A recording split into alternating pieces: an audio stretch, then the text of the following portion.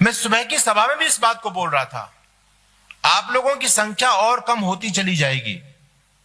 मैं बोल रहा था ना भी कुंभ के अंदर जो एक बाबा जी है, चलमची बाबा, आईआईटी वाला, बड़ा फेमस हो गया, वो मीडिया ने कर दिया।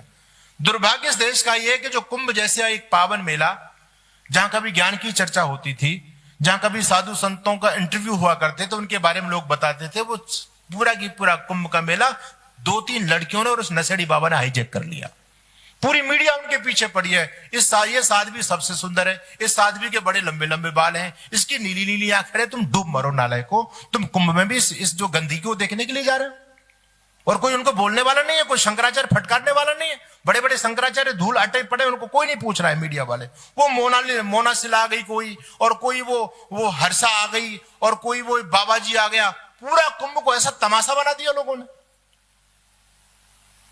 तो जो कुंभ के अंदर जो बाबा अभी बड़ा पॉपुलर हो गया, वो उसका पिताजी कट्टर आर्य समाजी है। उसका पिताजी बोला जी मैं तो ऋषि दयानंद का भक्त हूं, लेकिन ये भटक गया, ये कोई ऐसे ऐसे चला गया, चलम वलम पीने लग गया। अब आश्चर्य की बात है कि जिसका बाप इतना कट्टर आर्य समाजी और बेटा नशेड़ी हो रहा है, वो उधर उधर भाग रहा है। तो कहीं ना कहीं कमी हमारी रह गई, याद रखना, कहीं ना कहीं हमारी न्यूनता हमारी है। हमने अपने बच्चों को उस परंपरा से नहीं जोड़ा। अगर हम वास्तव में ईमानदारी से ऋषि दयानंद का अमर ग्रंथ सत्यार्थ प्रकाश बचपन से अपने बच्चों को पढ़ा दें और वैदिक परंपरा को अपने घर में स्थापित कर दें, तो ऐसा कदापि संभव नहीं है कि आपके बच्चे आपके वैदिक परंपरा से हटकर के किसी दूसरे मत पंथ संप्रदाय से जुड़ जाएं। कभी हमारी है। सत्यार्थ प्रकाश तो वो चीज है जिस पुस्तक को पढ़ करके दुनिया का एक एग्जाम्पल आप मुझे ढूंढ करके बता देना। सत्यार्थ प्रकाश पढ़ने के बाद किसी व्यक्ति ने अपना धर्म परिवर्तन किया हो, है कोई उदाहरण आपके पास में? बुरा मत मानिएगा। हमारे पुराणों का अध्ययन करने वाले, रामचरितमानस का पाठ करने वाले, मंदिर में जाकर के ताली बजाने वाले लोग, हनुमान चालीसा का पाठ करने वाले लोग रोज हजारों की संख्या में धर्म परिवर्तन करते हैं। लेकिन सत्यार्थ प्रकाश को पढ़ा व्यक्ति कभी धर्म परिवर्तन नहीं करता, बल्कि धर्म के लिए अपनी गर्दन कटा देता है। पंडित मदन मोहन मालवीय जब दुनिया से विदा हो रहे थे, मृत्यु शैया पर लेटे हुए थे, लोग चारों तरफ खड़े हुए हैं, लोग मायूस खड़े हुए थे। पंडित जी, आपने हिंदू समाज की बड़ी सेवा की है, आपके जाने के बाद इस हिंदू समाज की रक्षा कैसे होगी, कौन करेगा? पंडित मदन मोहन मालवीय अपनी तकिया के नीचे से पुस्तक निकालते हैं। उस पुस्तक का नाम था सत्यार्थ प्रकाश। और पंडित मदन मोहन मालवीय कहते हैं कि जब तक हिंदू समाज के पास में यह सत्यार्थ प्रकाश है, तब तक तुम्हारे धर्म को, तुम्हारी संस्कृति को, तुम्हारी संतति को कोई आंच आने वाली नहीं है। तुम्हारे धर्म को बचाएगा तो सत्यार्थ प्रकाश बचाएगा। कितने लोगों ने पढ़ा है हम लोगों ने सत्यार्थ प्रकाश? एक मुसलमान मौलाना फाजिल अपनी बहन के यहां गया। अब बहन के यहां भाई आता तो बहन बड़ी प्रसन्न होती है। बहन सोचती है कि मेरे भैया है, इसकी खातिरदारी में क्या क्या बनाऊं। तो वो लोग मांस मछली खाने वाले लोग हैं। तो बहन के दिमाग में आइडिया आया कि मेरे भाई आया तो भाई को स्पेशल डिश बना करके खिलाऊंगी। तो क्या डिश बनाए? वो मछली खरीद के लाई, जिंदा मछली। और जिंदा मछली ला करके उसको ऐसे छीलने लगी जैसे आप गाजर को छीलते हो, मूली को छीलते हो। उसके भाई को दया आई, बोले तू बिल्कुल निर्दयी है, इसको ऐसे छील रही है। अरे तड़प रही है, इसको थोड़ी देर मर जाने दे, फिर काट लेना, फिर सब्जी बना लेना इसकी। उसकी बहन ने कहा तू क्या काफिरों जैसी बात करता है? तू काफिर हो गया है? ये दया धर्म की बात तेरे दिमाग में कहां से आ गई? तू कहीं नूर हकीकत तो नहीं पढ़ के आ गया? उसने कहा ये नूर हकीकत क्या चीज है?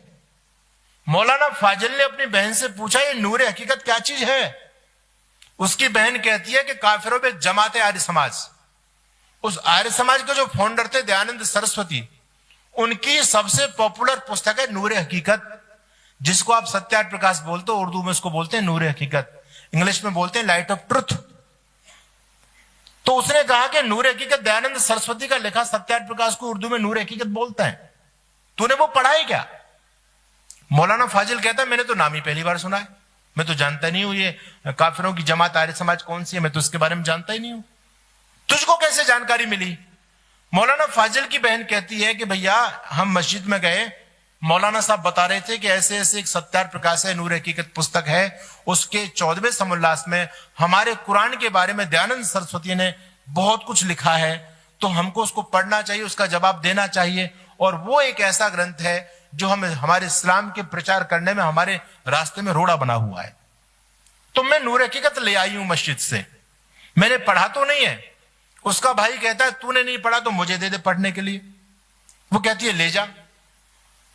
मौलाना फाजिल अपनी बहन के घर से नूर हकीकत लेकर के आया।